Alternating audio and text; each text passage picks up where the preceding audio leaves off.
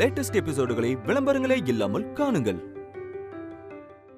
இப்படி எல்லாம் பேசி நியாயப்படுத்திட்டா அப்புறம் எனக்கு என்னங்க மரியாதை? இதுக்கு முன்னாடி இதே கேள்வியை நீ என்கிட்ட கேட்டிருந்தா நான் பதில் சொல்லி இருந்திருப்பேன். நீ தான் எப்பவுமே எதுனாலும் உங்க அப்பங்கிட்ட தானே தூக்கிட்டு போவ. இதோ நிக்கிறான் பாரு, அவனே கேளு.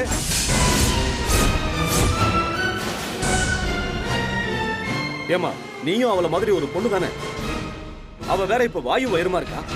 நீ இந்த மாதிரி நேரத்துல இங்க வந்து உட்கார்ந்துகிட்டு அவங்க குடும்பத்துல பிரச்சனையை பெருசாக்குறது கொஞ்சம் கூட நியாயமே இல்ல பிரியா. இந்த விஷயமா யார் எது பேசினாலும் ரவி கிட்ட பேசிக்கோங்க. அண்ணன், என்னண்ணா இது? இவ்ளோ விஷயம் நடக்குது, நீ பாட்டுக்கு எதுவுமே சொல்லாம வேடிக்கை பார்த்துட்டு இருக்க. உனக்கு நீ யாருங்கிறதே மறந்து போச்சா? நீ இப்படி பேசாம இருக்கிறது ரொம்ப தப்புன்னு.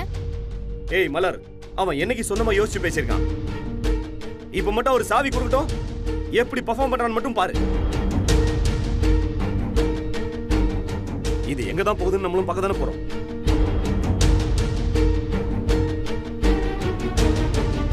கடத்தறக்க டைம் ஆயிடுச்சு, நீ கிளம்பு. ஆமா பிரியா, நான் ரெடி ஆகுறேன், சீக்கிரம் வந்துடுறேன்.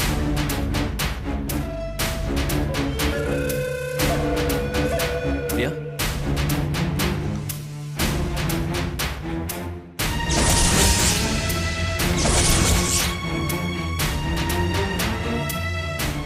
இப்படி எல்லாரையும் ஆர்டர் போட்டு ஏத்தி விட்டு என்ன டார்ச்சர் பண்ணி நான் கடைசியா நான் உங்க கால்ல வந்து விழணும்னு தானே பாக்குறீங்க? இங்க பாரு, நீ பண்ணது தப்புன்னு நினைச்சன்னா நீ விழ வேண்டியது அவளோட கால்லையும் உன் புருஷனோட கால்லையும் தான். நீ எதுக்காகவும் என் காலில் விழ வேண்டிய அவசியமே இல்லை. இந்த பாரு, நீ பெரிய தியாகம்லாம் பண்ண வேண்டாம். ஒரு தரம், ஒரே ஒரு தரம் வாழ்க்கையில விட்டு கொடுக்கறதுனா என்னன்னு மட்டும் செஞ்சு பாரு. அதுக்கப்புறம் உன்னோட வாழ்க்கை எவ்வளவு சந்தோஷமா மாறுதுன்னு மட்டும் பாரு.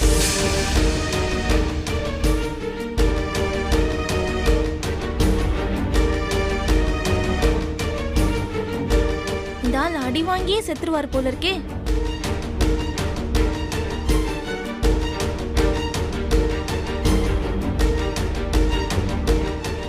அந்த ஆள் சொன்னான்னு நீ கொஞ்சம் இறங்கி போனேன்னு வெயி, ஏறி மிதிச்சு போய்கிட்டே இருப்பான். எதிரி கல்லை கொண்டு அடிச்சா நாம திருப்பி நெல்லை கொண்டாவது அடிக்கணும்னு சொல்லுவான். நாம என்ன இவங்கள மாதிரி ஒண்ணும் இல்லாதவங்களா? நெல்லு மூட்டையை கொண்டே அடிப்போம். நீ விட்டுறாதம்மா, ரெண்டுல ஒண்ணு பாத்துருவோம்.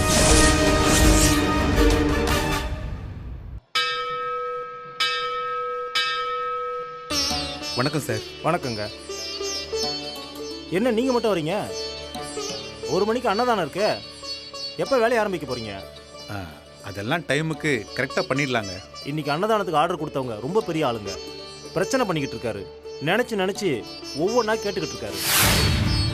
சரி, கோயில் விஷயமாச்சேன்னு நாமளும் பொறுமையாக போக வேண்டியதாக இருக்கு. எந்த குறையும் இல்லாமல் இதை நீங்கள் நல்லபடியாக பண்ணி கொடுத்துருங்க.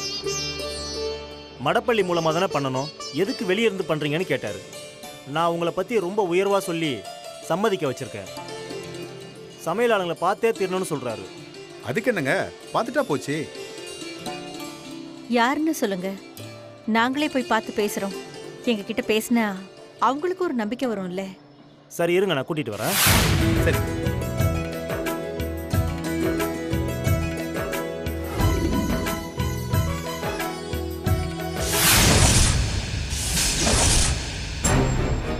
சார், இவங்க தான் அந்த சமையல்காரங்க. ஓ, இவங்க தான் அந்த சமயக்காரங்களா? ஆமாங்க சார், ஆமாம். ஆளுங்களை பார்த்தா அப்படி ஒன்றும் தெரியலையே. இவர் பெரிய ஆஃபீஸராக இருந்து ரிட்டையர்ட் ஆயிருக்கார் சார். இந்த அம்மா அவருடைய ஒய்ஃபு. இவங்க இது ஒரு புண்ணிய காரியமாக நினச்சி அர்ப்பணிப்போட பண்ணிக்கிட்டு இருக்காங்க. அப்படி புண்ணிய காரியமா நினைச்சு பண்றதா இருந்தா எதுக்கு காசு வாங்கிட்டு பண்ணணும்? ஏதாவது காசு பணத்துக்கு வழி இல்லாம பண்றவங்களா இருக்கும். ஆமாங்க, வேற வழி இல்லாம தான் பண்றோம். 4 பிள்ளைங்களை பெற்றோம். பேருக்கு தான் பிள்ளைங்க. 4ல் 1 கூட சரியில்லை. சரி, பெத்ததுங்க தான் அப்படி இருக்குன்னா வந்ததுங்களாவது நல்லா இருக்கும்னு பார்த்தா அதுங்க கட்டிட்டு வந்த பொண்டாட்டிங்க அதுக்கும் மேல இருக்குங்க. அதனால தான் இந்த வயசான காலத்திலையும் வேலை செஞ்சு பொழைக்க வேண்டியதா இருக்கு. ஏயா, கோயிலுக்குன்னு விசேஷ காரியம் பண்ண வந்த ஆளு இப்படிதான் வீட்டு மருமகளை பத்தி தப்பா பேசுவாங்களா? இதான் ஒரு பெரிய மனுஷன் பேசுற பேச்சா? ஐயோ, என் மருமக ரொம்ப நல்ல பொண்ணுங்க. ஆனா அவங்க அப்பா இருக்கானே என் சம்மந்தி, அந்த அயோக்கிய பையன்தான் அவ மனசை கெடுத்து விட்டு எல்லா பிரச்சனையும் பண்ணிட்டு இருக்கான். சரியாத விடுங்க, என் குடும்ப கதை உங்களுக்கு எதுக்கு? உங்களுக்கு தேவை பிரசாதம், அவ்வளவுதானே? அது கரெக்டா வந்துடும். பிரசாதத்தை வாயில வச்சு பாப்பேன், அது மட்டும் நல்லா இல்ல. அத நீங்க மட்டுமா சாப்பிட போறீங்க? இங்க வர்ற அத்தனை பேரும் தான் சாப்பிட போறாங்க. அதை வாங்கி சாப்பிடுறவங்க யாராவது ஒருத்தர் நல்லா இல்லைன்னு சொல்லிட்டா எனக்கு ஒத்த பைசா வேண்டாம். டேஸ்ட பத்தி விடுங்க, 1 மணிக்கு டான்னு ரெடியா இருக்கணும். ஏங்க, அதெல்லாம் பக்காவா ரெடியா இருக்குங்க. என்ன ஒண்ணு, இப்படியே பேசிட்டு இருந்தா வேலை நடக்காம லேட் ஆயிடும். இப்ப நாங்க போய் வேலையை ஆரம்பிக்கிட்டுங்களா? சமையல்காரன் பேசுற பேச்சு ஒன்றும் சரியில்லையே. பாப்போம். சரிப்பா, போ, நீ உன் சமையல் வேலையை ஆரம்பி. உத்தரவுங்க. வரங்க வாசிதா.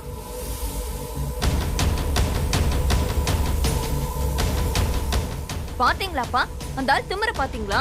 பண்றது கூலி வேலை, ஆனா பாய் மட்டும் என்னமோ பெரிய கம்பெனி முதலாளி ஆட்டம். இதுக்கப்புறம் அவன் இந்த கோவிலுக்கே வரமாட்டான். அதுக்காக தானே இந்த ஆர்டரையே நாம கொடுத்துருக்கோம். அவன் வேலைக்குன்னு வச்சிருக்க ஆளுங்க ஒருத்தன் கூட இன்னைக்கு வரப்போறது கிடையாது. நேத்து ராத்திரியே அவங்களுக்கு பணத்தை கொடுத்து வேற பக்கம் அனுப்பியாச்சு. இன்னைக்கு செத்தான் இந்த ஆளு. ஏங்க, உமா அப்பாவுக்கு என்னதாங்க பிரச்சனை? எதுக்கு இப்படி நம்ம போற இடமெல்லாம் இப்படி தேடி தேடி வந்து பிரச்சனை கொடுத்துட்டு இருக்காரு? அவன் மல்லாக்கப்படுத்து எச்சு துப்புறான். அது ஒவ்வொரு முறையும் அது அவன் மூஞ்சி மேலதான் விழுதுங்கிற அறிவு கூட இல்லாம அதையே அவன் திரும்ப திரும்ப பண்ணிட்டு இருக்கிறான். அவன் பேசாம இருந்தாலே போதும், மொத்த பிரச்சனையும் சால்வ் ஆயிடும். ஆனா அதுக்கு அவனோட அந்த வரட்டு ஈகோ தான் இடம் கொடுக்க மாட்டேங்குது. அவன் பொண்ணு வாழ்க்கை நல்லா இருக்கணுங்கிற அக்கறை கொஞ்சம் கூட இல்லாம கண்ணை மூடிக்கிட்டு வேகமா ஹைவேல போயிட்டு இருக்கிறான். இவருக்காகலாம் நம்ம ஒண்ணும் சமைக்க வேண்டாங்க. நீங்க கோவில்ல போய் சொல்லிட்டு வந்துருங்க, நம்ம போலாம். அப்படிலாம் போக முடியாது சீதா.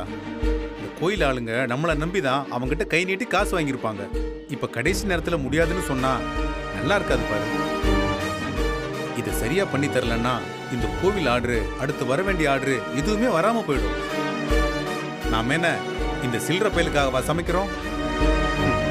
இவனுங்க எல்லாத்துக்கும் மேல ஒருத்தன் உட்கார்ந்துட்டு இருக்கான் பாரு, எங்க அப்பா முருகன். அவனுக்காக தானே செய்யறோம். விடு, அவன் எல்லாத்தையும் பார்த்துட்டு தான் இருக்கிறான்.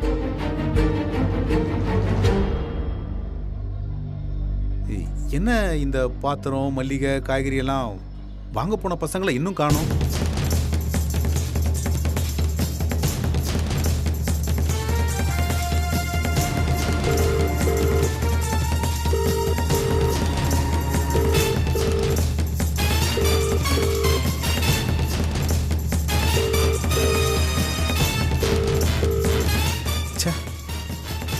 என்ன சீதா, யாருமே போன் எடுக்க மாட்டேங்கிறாங்க. இரு, பஜாருக்கும் காய்கறி மண்டிக்கும் போனை போட்டு வந்தாங்களான்னு கேட்குறேன். ஹலோ அண்ணே, சொல்லுப்பா, என்ன விஷயம்? இல்லை, நம்ம பசங்க கடைக்கு வந்தாங்களா? இல்லையேப்பா, பசங்க யாரும் இன்னைக்கு கடைக்கு வரலையே. இன்னைக்கு நானும் கேட்கணும் தான் நினைச்சேன். என்னாச்சு? இல்லை, இருங்க பார்த்துட்டு கூப்பிடுறேன். சரிப்பா. என்னங்க? என்ன சீதா, யாருமே வரலன்னு சொல்றாங்க. இப்படி பண்ணிட்டானுங்க. எனக்கு என்னமோ அந்த தணிகாச்சலம் தான் நம்ம பொழப்ப கெடுக்கிறதுக்காக இப்படி ஒரு காரியத்தை பண்ணிருக்காருன்னு எனக்கு தோணுதுங்க.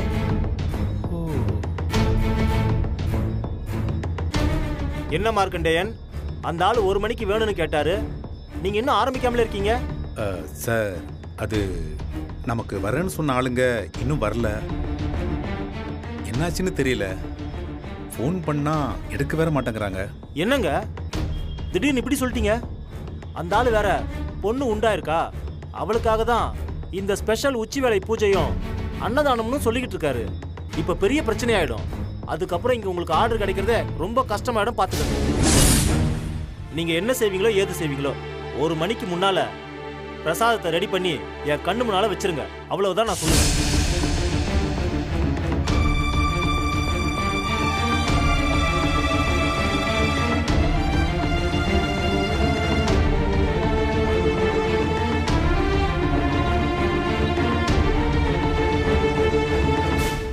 என்னையா 1 மணிக்கு பிரசாதம் ரெடி ஆயிடும்னு வாயிலே பொங்கலுக்கு என்னாச்சு? இன்னும் அடுப்பை கூட பத்த வைக்க காணோம். ஆஃப்டர் ஆல் ஒரு மன்னாரன் கம்பெனில வேலை பார்த்து ரிட்டையர்ட் ஆன ஆளு நீ. ஏயா என் பலம் என்னன்னு தெரியாம என்கிட்டயே மோதி பாக்குறியா? ஓ, இன்னையோட இந்த கோயில்ல உன் சீட்டையே கிழிச்சிடுவாங்க. அதுக்கப்புறம் சோத்துக்கு இதே கோயில்ல வந்து நின்று அன்னதானம் வாங்கி சாப்பிட வேண்டியதுதான். நல்லவங்களுக்கு ஒரு கஷ்டம்னு வந்தா துரதிருஷ்டர்கள் அதை பார்த்து கை கொட்டி சிரிக்கிறது சகஜம்தான். ஆனா ஆண்டவன் கடைசி வரைக்கும் யார் பக்கம் இருப்பான்னு நான் சொல்லி தெரிய வேண்டியதில்லை.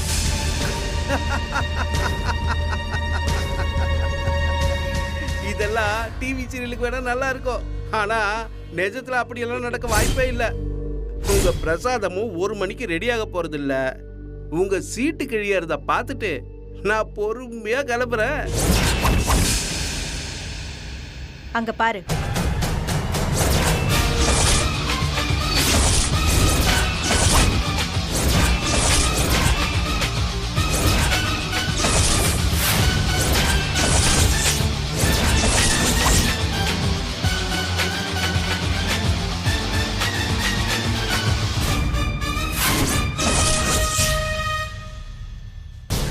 ரவி, அப்பா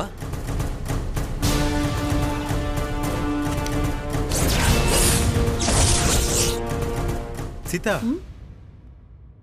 பெத்தவங்களுக்கு ஒரு பிரச்சனைனா பிள்ளைங்க வந்தாகணும்ல. அப்பா நீங்க ஒன்றும் கவலைப்படாதீங்கப்பா. சூப்பர் மார்க்கெட்ல இருக்கிறவங்க எல்லாம் எங்களுக்கு உண்மையாவும் நம்பிக்கையாவும் இருக்கிற ஆளுங்க. பில் எல்லாம் கம்ப்யூட்டரைஸ் தான், அதெல்லாம் அவங்க பார்த்துப்பாங்க.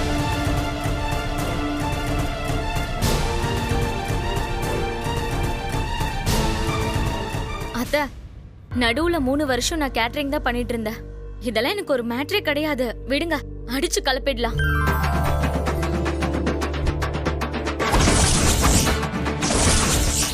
ஹே, லுக் அட் them. இவங்க வராங்கன்னு சொல்லவே இல்ல. உங்க மாமாடா. இது மாமாவா? யார் அது? எங்க காணோம்? யாருமே இல்லையே. ஓ, இவரா? இந்த மாமாவா?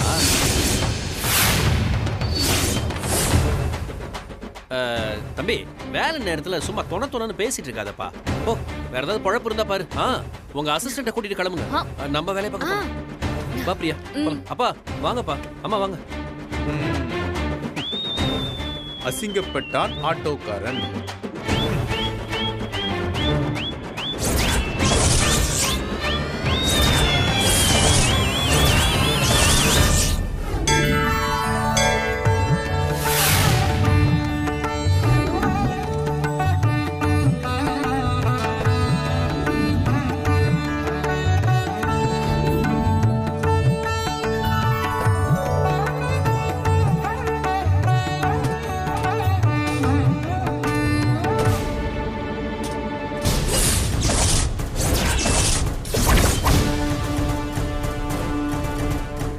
சார், 1 மணிக்கு வேணும்னு கேட்டீங்க, 12:45 கொண்டு வந்து வச்சாச்சு.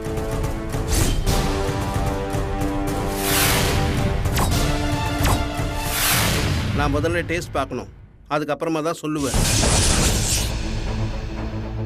சார், சாமிக்கு படைக்கிறதுல போய் யாராவது டேஸ்ட் பார்ப்பாங்களா?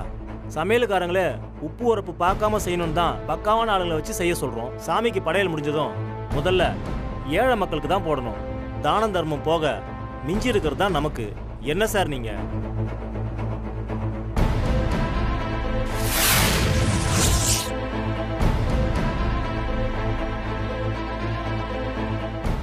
இன்னைக்கு என்ன ஜெயிச்சுட்டு தான் நினைச்சு சந்தோஷப்படாத. கூடிய சீக்கிரமே உனக்கு நான் ஸ்ட்ரெச்சர் கட்டுறேன், பார்த்துக்கிட்டே இரு. நான் உனக்கு ஏற்கனவே சொன்னதுதான். டேய், நீ எல்லாம் எனக்கு எதிரியா இருக்கிறதுக்கு தகுதியே கிடையாது. உன்னை ஜெயிக்கிறதுக்காக தான் நான் இதெல்லாம் பண்ணிட்டு இருக்கேன்னு நீ நினைச்சுக்காத. நான் என்னோட பொழப்ப பார்த்துக்கிட்டு இருக்கேன். நீ தான் லூசு மாதிரி அடுத்தவன் பொழப்ப கெடுக்கணும்னு சுத்தி சுத்தி வந்துகிட்டே இருக்க. இத பார், மறுபடியும் சொல்றேன், நீ தான் உன்னோட வாழ்க்கையை வாழ்ந்து முடிச்சிட்டியே. உன் பொண்ணோட வாழ்க்கையும் சேர்ந்து வாழணும்னு ஏன் இப்படி கிடந்து அலையிற? அவ வாழ்க்கையை அவளை வாழ விடு. இந்த பார், சரியோ தப்போ எதுவா இருந்தாலும் அவ முடிவெடுக்கட்டும். ஏய், உன் பொண்ணோட வாழ்க்கை இப்படி ஆனதுக்கு முழு பொறுப்பு நீதான். இந்த பார், இதுக்காக நீ பின்னாடி ரொம்ப வருத்தப்படுவ. வாசிதா,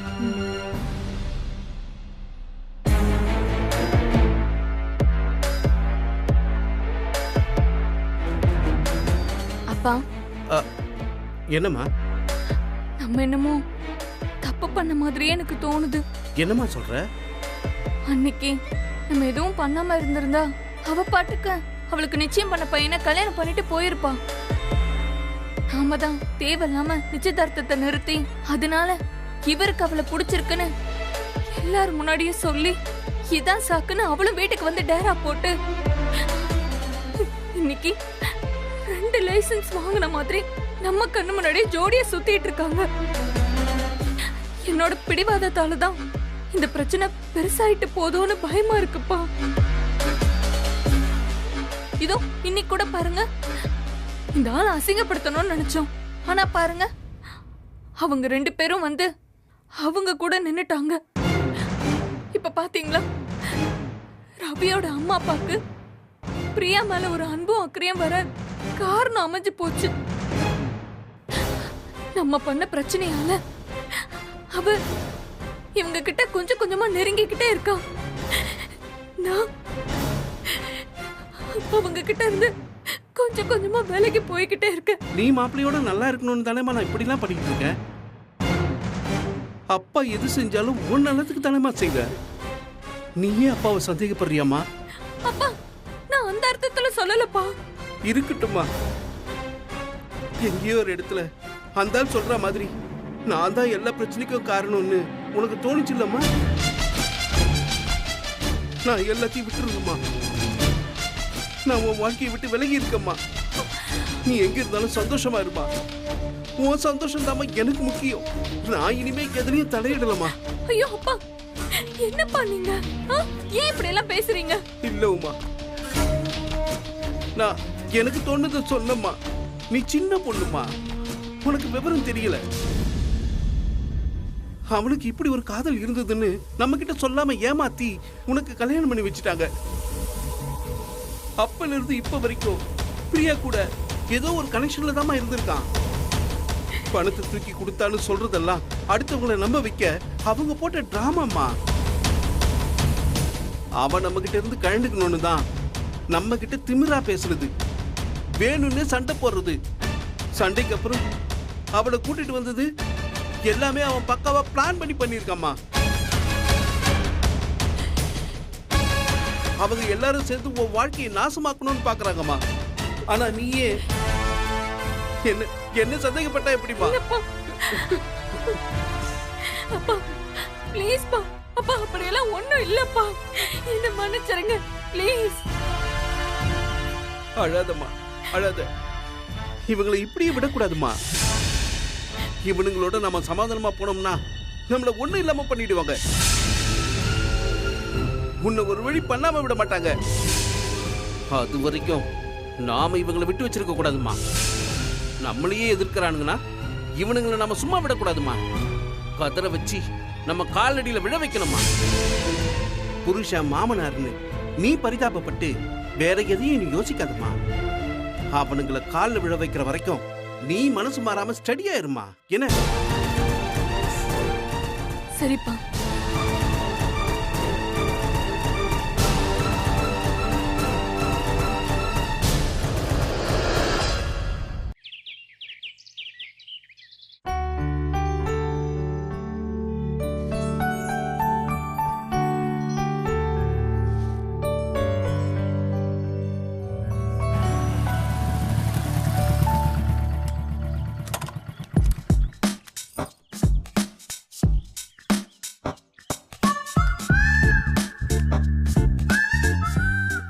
மேகலா, சீக்கிரம் பண்ணு, பசிக்குது. வணக்கம் மாமா. டேய், உன்னை எத்தனை மணிக்கு வர சொன்ன? நீ எத்தனை மணிக்கு வந்திருக்க? மாமா, நீங்க 10 மணிக்கு வர சொன்னீங்க. நான் 9:58 வந்துட்டேன் மாமா. ஒரு 2 மினிட்ஸ் முன்னாடி வந்ததுனால ஒன்றும் மிஸ்டேக் இல்லையா மாமா? 10 மணிக்கு வர சொன்னேன். ஆமா மாமா.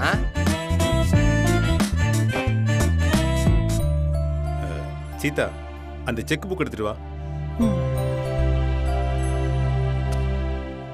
டேய் மாமா உட்கார்றா.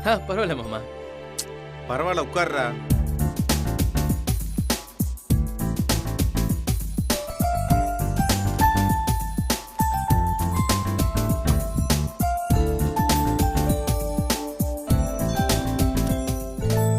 இந்த இதுல நான் சொல்ற மாதிரி எழுது.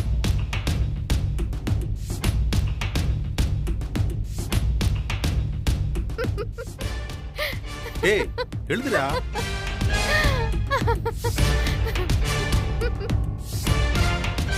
பா, ஸ்பேனரையும் வண்டியும் புடிச்ச கையில திடீர்னு பேனாவை கொடுத்தா அவன் என்ன பண்ணுவான்? பாவம், அதுக்கெல்லாம் கொஞ்சம் படிச்சிருக்கணும்ல. குடிச்சிட்டு கலாட்டா பண்ண சொல்லுங்க, நல்லா பண்ணுவான். அவனை போய் செக் புக் எழுத சொன்னா அவன் என்ன பண்ணுவான்? முன்ன பின்ன இதெல்லாம் பார்த்திருக்க வேண்டாமா?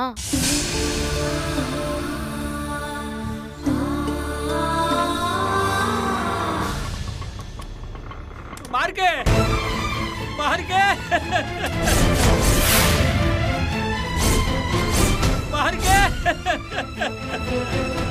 மார்க்கே. என்னடா என் பொண்ணுக்கு ஆக்சிடென்ட் ஆயிடுச்சுடா மார்க்கே.